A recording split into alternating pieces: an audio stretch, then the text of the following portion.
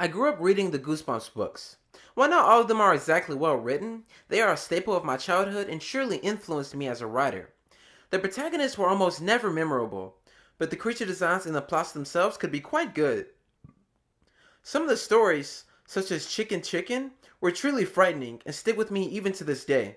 So when I was browsing Netflix with a friend one night, we found ourselves intrigued and wondered if the show would be worth our time.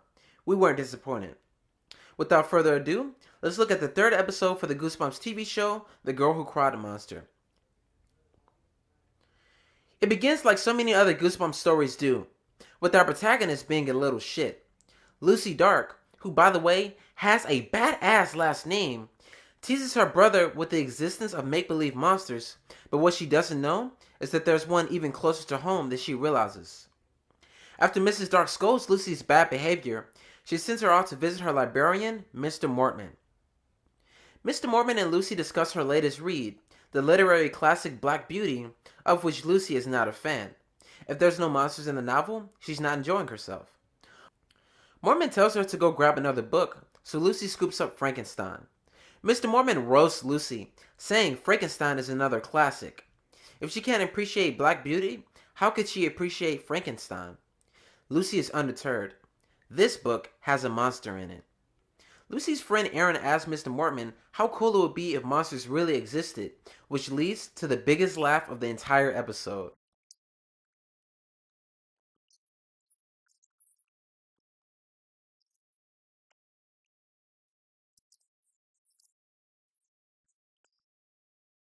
Having seen the episode thrice now, I have no idea why Homeboy decided to pop off, but it's still funny as all hell, even on rewatch. Anyway, Lucy and Aaron make their way home and discuss how creepy Mr. Mortman is when Lucy remembers she left her rollerblades back at the library. Aaron heads home while Lucy goes back to the library. On the way there, the episode's directing and haunting music take the forefront. In this shot, Lucy takes up half the frame, but she's greatly dwarfed by the library's intimidating size and stature. The only light coming from this cold building shuts off, and Lucy seems a bit worried, but she continues forward regardless. Here we see the camera panning over a horrified statue in the midst of screaming. This image will probably frighten younger viewers, but for me, I found it rather amusing. Whatever building this is in real life, I doubt it's really a library. Who puts up Halloween-esque decorations in front of one? Lucy grabs her blades and hears Mr. Mortman humming a little tune to himself. The smartass remarks that the song is probably another classic. She's about to walk out when she hears him talking to someone. Curious, she spies on him as he feeds his pet spider crickets. When Mr. Mortman starts munching on them himself, he transforms into a creature that can only be described as disgusting. The way the camera zooms in on those grotesque features, like his abnormal eyes and his bulging, rippling head, is pretty cool. The very first time you see his full monstrous face, the camera starts at his chest, then pans upwards. This builds anticipation and horror. He's only on screen for barely a second, then we cut to a terrified Lucy. The reaction shot subconsciously tells us that yes, we're not tripping, this is some scary shit. While the tongue flicking is definitely a little over the top, the makeup looks impressive and convincing, at least for me. I'm surprised by how well this holds up, even in the CGI age. The monster is always shot from an upwards angle or an extreme close-up, so he's either looking down on the viewer or we're getting an extreme close-up of how gross he is. The bombastic score and the unsettling sounds of the chirping crickets and the monster chewing them up makes him all the more intimidating. Lucy flees from the scene in fright, even tripping as she speeds away. She tells her parents what happened, but they obviously don't believe her. The story would be a stretch under any circumstance, but knowing that Lucy bullshits all the time doesn't help her case. Lucy calls up Aaron to tell him the same thing, yet only achieves similar results. Although Lucy's actor may be overacting a bit in this scene, she does a good job of conveying Lucy's determination. The monster does exist, and she'll prove it, even if it means encountering the creature that so plainly freaked her out. She picks up her cute little pink camera and gets to work, her balls of steel not slowing her down one bit. She goes to the library the next day and straight up asks Mr. Mortman if he believes in monsters. Like I said, the girl's got balls of steel. Mr. Mormon responds that they all have a little monster in them, and you have no idea how relevant that line is on your first watch. Lucy pretends to leave the library by shutting the door loudly, but she remains indoors to watch him transform. This time, Mr. Mormon eats the spider, and Lucy catches him in the middle of the act. But when she snaps the picture, the camera flash alerts him of her presence. The scary bit happens when he calls her by name when chasing after her, but the funny bit for older viewers would be the line, "I love fast food." Not that a child wouldn't get the easy pun, but I'd imagine they'd be too busy living vicariously through Lucy to find that too amusing. Lucy is cornered by the monster, but manages to pull off the classic trick and runs between his legs. She flies to the crib and calls up Aaron to tell him what happened. He sounds a little skeptical and teasing, yet still warns her that her library card has her address on it and that she better get out of there. Lucy tries to dip, only to find Mr. Fuckboy at the door with her backpack in tow. He asks her to let him inside, but she locks the door and tells him no. Presumably unwilling to leave behind any signs of foul play, he bids her adieu and says he looks forward to their next chat.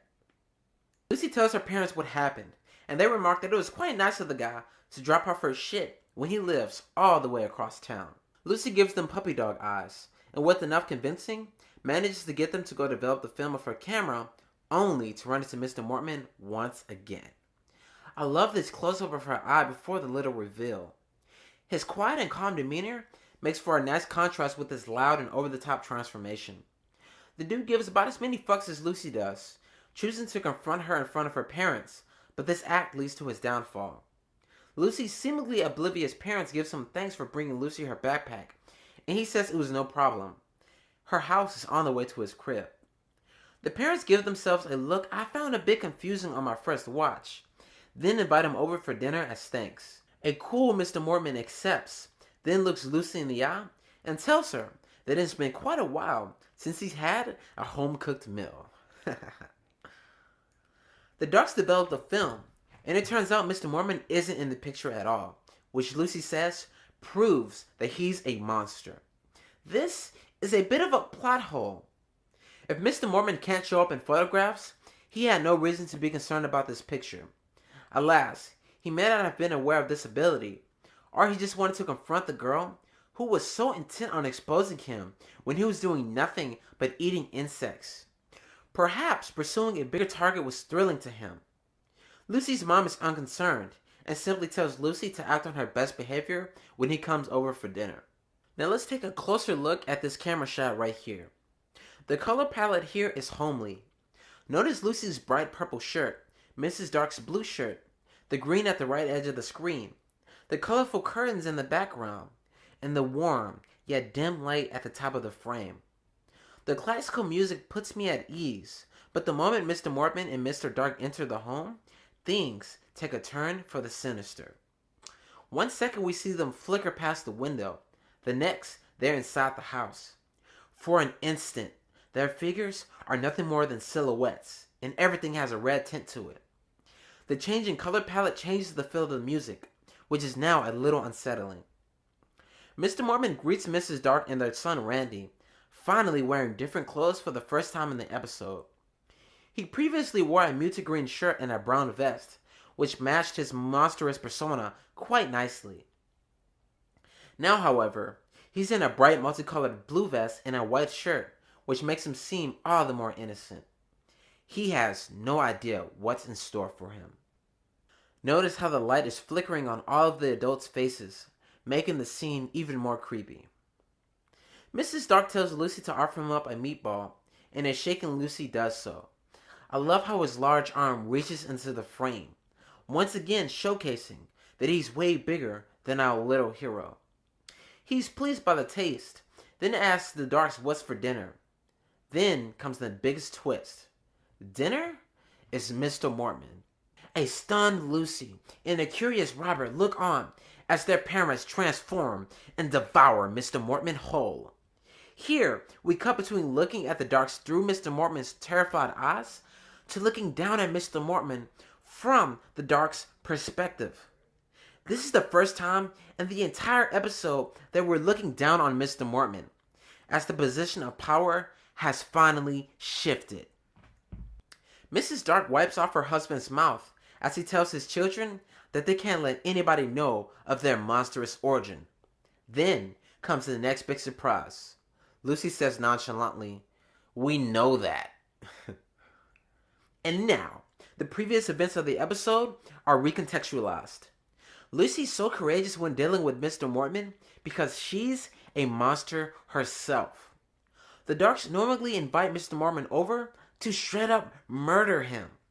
This is their turf, and they don't want any other monsters around. They were skeptical of Lucy for so long, not because they don't believe in monsters, but because they haven't seen another monster around in 20 years. Meaning, Mr. Mortman isn't even their first victim. The moment they decided to kill him was way back at the photo shop.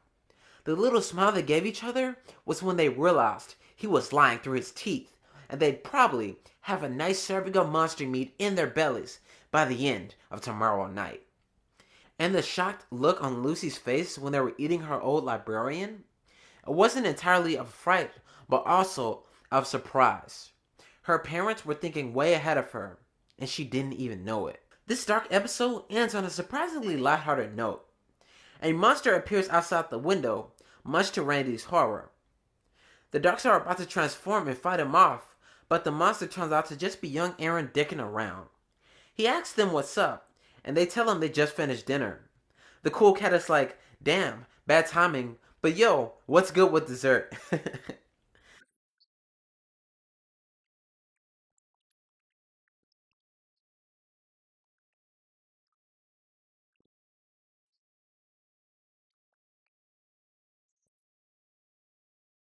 So this ending is pretty cool, not just because of the hilarious and surprisingly smart twist, but also because the Darks are revealed to be decent people. All things considered, of course. Aaron is clearly a longtime friend of the family, and they invite him inside with open arms. If they weren't so friendly, perhaps their monstrous identity would have been unveiled long ago. Through careful directing and smart writing, this episode adapts the book quite nicely. While I've never read the book myself, judging by user reviews and reading the plot summary, this episode actually surpasses the original book in quality. They actually foreshadow the twist at the end and condense a story that I'd estimate could take someone an hour or two to read to a clean, fast-paced 22 minutes.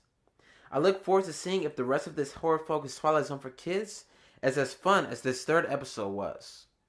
Well guys, that'll do it for my Halloween episode. I'm sorry it's here late, but you know how it goes. So I'll be coming out with more episodes soon, so you guys should look forward to that. So before we close out, I wanted to pimp out my upcoming novel, Nina and Minerva. It's a tale about two women who fall in love after an alien invasion. It's somewhat of a cross between The Last of Us and Romeo and Juliet, so if you like either of those stories, you're in for a treat. I still don't know the book's release date, but it'll be out within the coming months, so look forward to that. You can check out the Facebook page to look at a few excerpts of the novel. Alright guys, I'll catch you guys next time. Peace out.